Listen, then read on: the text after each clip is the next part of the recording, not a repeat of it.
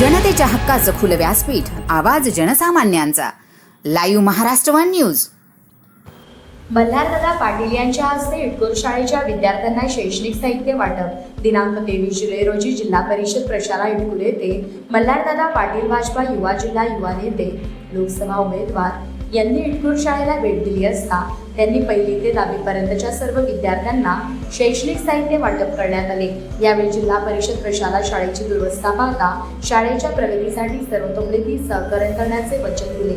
शाळेच्या वतीने व शाळा व्यवस्थापन समिती अध्यक्ष हरिदास दादा पावले, उपाध्यक्ष भूषण देसाई तसेच भाजपा तालुका उपाध्यक्ष महादेव आप्पा पावले यांनी जिल्हा युवा नेते लोकसभा उमेदवार मल्हारदादा पाटील यांचे पुष्पगुच्छ देऊन स्वागत केले.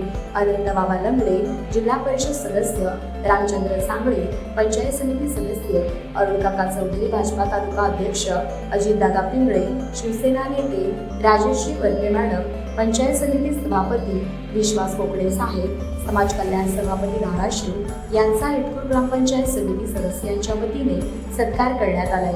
इटकूर ग्रामपंचायत उपसरपंच विलासप्पा गाडे, सदस्य शिवाजी तात्या अडसोड, सत्यदेव जगताप तसेच विनोददादा चव्हाण, तुकाराम शिंदे सर, सामाजिक कार्यकर्ते विभीषण कुंभार, प्रतीक अडसोड, निखिल गंभीरे, सौरभ अडसोड, नरेश अडसोड यावेळी उपस्थित होते.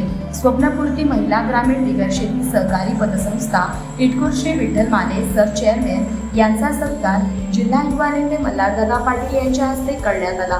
यावेळी बालाजी बाप्पा अडसोड, आबासाहेब अडसोड व शिक्षणप्रेमी ग्रामस्थ मोठ्या संख्येने यावेळी उपस्थित. धाराशिव प्रतिनिधी संतोष गिरे, महाराष्ट्र वन न्यूज लाईव्ह. बाकीच्या वर्गामध्ये वाटप करत फक्त एक मोठ्या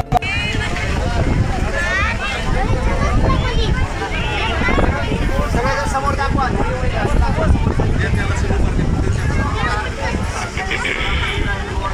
हो, राहिलेलं सर्व साहित्य सर्व मुलांना वर्गामध्ये वाटप होईल. एकही विद्यार्थी याच्यापासून वंचित राहणार नाही याची आम्ही काळजी घेऊ. मनपूर्वक धन्यवाद. 670 खोल्या आहेत पण सर्व कळते, पण चांगल्या खोल्या 3च आहेत. हा, आणि 9वी 10वीला फक्त दादा एकच गुरुजी आमच्याकडे, 150 पट आहे आणि फक्त एकच शिक्षक आहे.